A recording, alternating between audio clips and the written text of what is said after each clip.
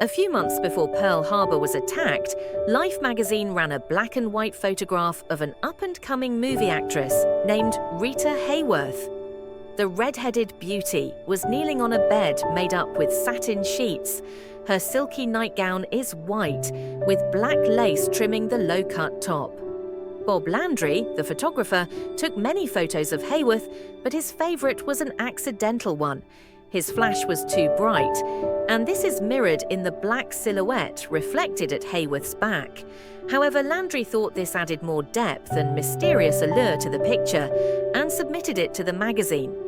John G. Morris, in his book Get the Picture, A Personal History of Photojournalism, remembers, "One day, a Columbia Pictures press agent named Magda Maskel suggested photographing Rita Hayworth in a black lace nightgown that Maskel's mother had made.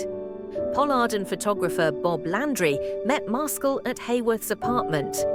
She knelt on a bed in the nightie, looking provocative, and Landry snapped away. Good, but something else might be done. Pollard spoke up. Rita, take a deep breath. That was it, the perfect frame.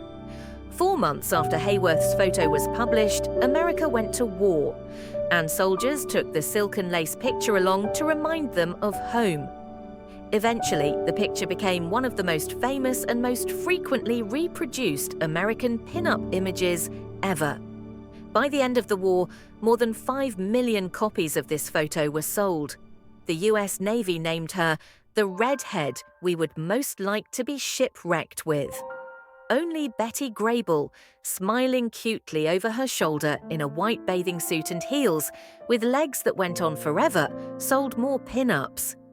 World War II was the golden age of pin-ups. For the first time in history, the US military unofficially sanctioned the creation and distribution of pin-up pictures, magazines, and calendars to troops in order to raise morale and remind young men what they were fighting for. These vintage World War II pin-up posters adorned servicemen's lockers, the walls of barracks, and even the sides of planes. Hayworth was one of the biggest stars of Hollywood's golden age. Her biggest success on film was the lead role in Gilda. "There never was a woman like Gilda," says a movie poster of the day. It was during the filming of You'll Never Get Rich that the 1941 silken lace Life magazine photo was taken. There was way more to Rita Hayworth's wartime activities than being a pin-up girl. She volunteered in the Naval Aid Auxiliary, an organization of men and women which provided general assistance to the Navy and Marines. As most stars in Hollywood, Rita was a regular at the Hollywood Canteen, where she served food and danced with the servicemen. She also visited over 300 cities as part of 7 war bond tours, as well as touring camps and military hospitals. Rita was horrified in 1946 to find out that her famous pin-up picture had been plastered on the bomb tested on the Bikini Atoll.